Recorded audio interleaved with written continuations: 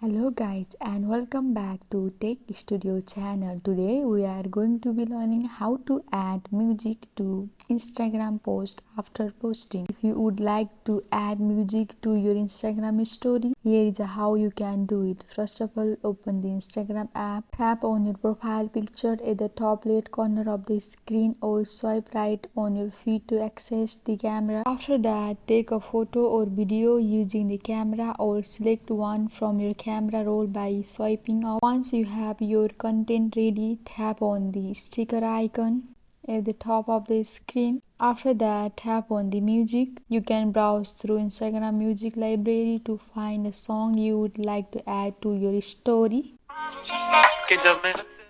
You can choose a specific part of the song that you want to play in your story by dragging the slider along the timeline. Tap on the song to preview it. If you are satisfied, tap down or the check mark icon to the add to music to your story. Once you are happy with how it looks, you can either send it directly to your story or send it to specific friends. That's it guys. I hope this video was helpful for you. Please like and subscribe the channel and also don't forget to press the bell icon. Thank you.